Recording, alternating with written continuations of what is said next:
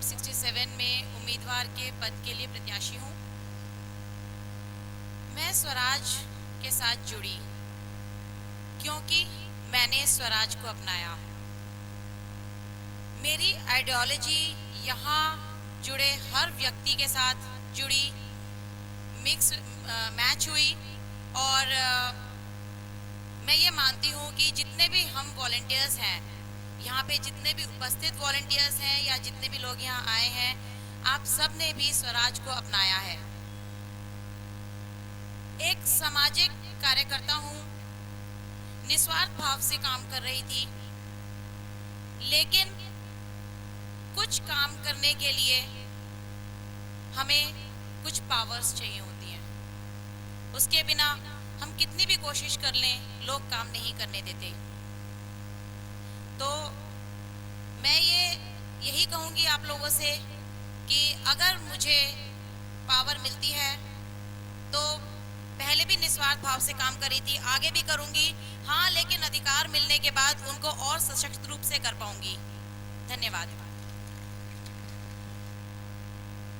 बहुत बहुत धन्यवाद आप चारों का। दोस्तों, टिकट की दुकान बंद होने की शुरुआती आहट मिलने लगी है और आज से नहीं मिल रही है। जिस दिन से आपने इस प्रयोग को अपनाया उस दिन से ही मिल रही है। और जैसा कि मैं पहले भी कह रहा था कि अगर आपने पार्टियों को, एस्टैब्लिश्ड पार्टियों को मजबूर कर दिया कि वो किसी न किसी तरीके से आपके उम्मीदवार चयन के इस प्रक्रिया के स्पिरिट को, आपकी पूरी प्रक्रिया को कॉपी नहीं करेगा। कोई भी कॉपी करेगा तो फिर सवाल भी उठ जाएंगे ना कि आपने तो स्वराज अभियान वाला कॉपी कर लिया। तो कॉपी करेगा कोई नहीं, लेकिन इस भाव को, जिस भाव को वजीरपुर वार्ड 67 के नागरिकों ने अपनाया है, उस भाव को अपनाने को बाकी की पार्टियां मजबूर हो जाएंगी आने वाले चुनावों में। ये आपकी सबसे बड़ी और असली सफलता होगी और उस सफलता की शुरुआती आहट मिलनी शुरू हो गई है।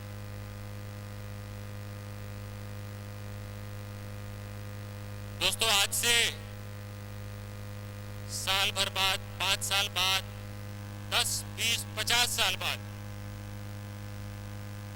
जब भी ऐसा कुछ भारत के लोकतंत्र में, जब भी बात होगी पार्टिसिपेटिव डेमोक्रेसी की, जब भी बात होगी लोगों की भागीदारी की लोकतंत्र में, जब भी बात होगी अपने आधे अधूरे डेमोक्रेसी को पूरा करने की कोशिश की, और जब भी इतिहास लिखा जाएगा तो ये वजीरपुर वार्ड 67 है जिसका जिक्र होगा। ये 5048 लोग हैं इस वार्ड के जो इस प्रक्रिया का हिस्सा बने हैं, उनका जिक्र होगा। ये 4 उम्मीदवार हैं जिनका जिक्र होगा और ये बताया जाएगा कि कहां से भारत के लोकतंत्र को एक नई दिशा मिली, राह मिली। लोकतंत्र हमारा इवॉल्व होता रहेगा समय दर समय। दुनिया भर में कई लोकतंत्र इवॉल्व होती है। दुनिया में एक तो लोकतंत्र है बहुत कम देशों में, और जिन कम देशों में है उसमें भी सफल और भी कम देशों में है। और भारत को माना जाता है कि भारत एक सफल लोकतंत्र है। मानते हैं हम लोग सब। क्यों मानते हैं? इसलिए मानते हैं क्योंकि आप वोट देने जाते हैं, पोलिंग स्टेशन, पोलिंग बूथ पे वोट देने जाते हैं ना, और आपको लगता है कि आपने जिसको चुना है उसको आपने चुना है। आपको ऐसा लगता है, या आप वोट देने की जो फॉर्मेलिटी है उसको पूरा करते हैं, इसलिए सफल लोकतंत्र माना जाता है।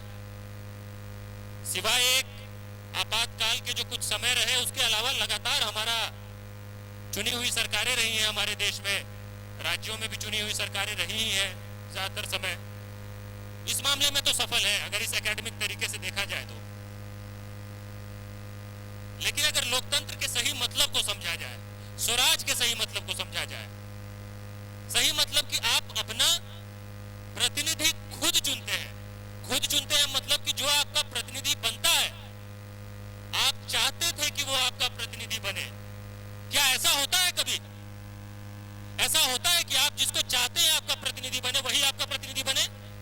नहीं होता है ना। क्यों नहीं होता है?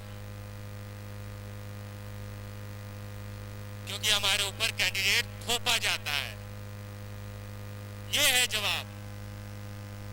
कहां से थोपा जाता है? कहां से थोपा जाता है? हाई कमान से, दुकानों से, बंद कमरों से। कांग्रेस में कौन थोपता है? सोनिया। माफ नहीं चाहिए। अब हम मोदी वाली भाषा में नहीं आएंगे। सोनिया जी तय करती है, और सोनिया जी नहीं करेंगी तो कौन करेगा? राहुल जी करेंगे। दो ऑप्शन है। बीजेपी में टिकट किसको मिले ये कौन तय करता है? अमित शाह। इसमें कोई दूसरा ऑप्शन है कि इसमें बिल्कुल एक ही है? एक ही है। बड़े जानकार हैं आप लोग। अमित शाह तय करता है। और आम आदमी पार्टी में टिकट मिले वो कौन तय करता है? कौन? पैसा। कौन?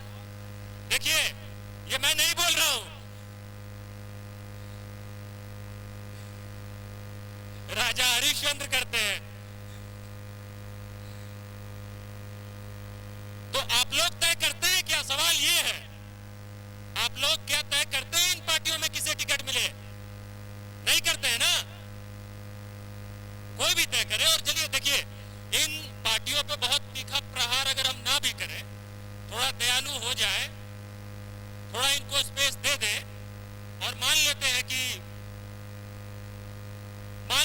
ये हमेशा गलत काम नहीं करते हैं, और हम ये भी नहीं कहेंगे कि ये टिकट बेचते हैं, हम ये भी नहीं कहेंगे कि ये अपने चापलूसों को टिकट देते हैं, हम ये भी नहीं कहेंगे कि ये बिना जाने टिकट देते हैं, कौन काम कर सकता है नहीं, हम ये सब कुछ नहीं कहेंगे। लेकिन अगर हम इतना भी कहें, जो कि सच्चाई है, कि कोई ऊपर बैठा नेता, कोई व्यक्ति, कोई सुप्रीमो, कोई मठाधीश तय कर रहा होता है कि टिकट किसको मिले, इसमें तो वो पार्टी के कार्यकर्ता भी मानेंगे मेरी बात ना, मानेंगे ना। इसमें तो कोई कंफ्लिक्ट नहीं है कहीं से भी। तो दोस्तों, क्या ऐसा होना चाहिए? आप करते क्या हैं? आप अपना उम्मीदवार उन लोगों में से चुनते हैं जो आपको अवेलेबल कराया जाता है। अवेलेबल कराया जाता है किनके द्वारा? मठाधीशों के द्वारा, राजनीतिक मठाधीशों के द्वारा जो आपको कैंडिडेट्स अवेलेबल कराए जाते हैं, आप उनमें से अपना उम्मीदवार मजबूरन चुनते हैं। तो आपका लोकतंत्र वहां से शुरू होता है जहां इन मठाधीशों का कब्जा खत्म होता है। लेकिन दिक्कत है कि पहले कब्जा है फिर लोकतंत्र है, तो आपके ऑप्शन को ही ये लिमिट कर देते हैं। इसलिए सही मायने में डेमोक्रेसी मिसनोमर बन गया, लोकतंत्र छलावा बन गया हमारे यहाँ। सही मायने में ये हो गया है। आप लोगों ने कसम खाई है इसको तोड़ने की, हम लोगों ने कसम खाई है इसको तोड़ने की, स्वराज अभियान ने कसम खाई है इसको तोड़ने की। और उसी के तहत, देखिए दोस्तों, ये आसान काम नहीं है, मैं शुरू से कह रहा हूं, उसी के तहत हम ये प्रयोग कर रहे हैं। उसी के तहत वोट 67 में ये प्रयोग हो रहा है, जिस प्रयोग को आप सबके सहयोग से सफल बना दिया गया है। आज आप सबके सहयोग से सफल बना दिया गया है। तो दोस्तों, ऐसे प्रयोग के कुछ अपने मापदंड होते हैं। ये टाइम कंज्यूमिंग होता है, इसमें थोड़ा समय लगता है। ऐसा प्रयोग कभी भी 15 दिन 20 दिन में बहुत अच्छे से नहीं होता। अब हमारे सामने ये कंस्ट्रेंट थी, बाई इलेक्शन था, बाई इलेक्शन शॉर्ट नोटिस पे ही होता है, तो इतने शॉर्ट नोटिस पे हमें करना था। चलिए, हमारा कंस्ट्रेंट था, हम इससे भी बहुत कुछ सीखेंगे। लेकिन दरअसल इस प्रक्रिया को चलाने के लिए बाकायदा पूरा समय चाहिए, बहुत बड़ी मशीनरी चाहिए। हम उसकी पूरी तैयारी कर रहे हैं, आगे की तैयारी कर रहे हैं। देश में चुनाव ऐसे लड़े जाएं, ये नहीं कि सिर्फ हम ऐसे चुनाव लड़े, चुनाव लड़े ही ऐसे जाएं, हम इसकी तैयारी कर रहे हैं।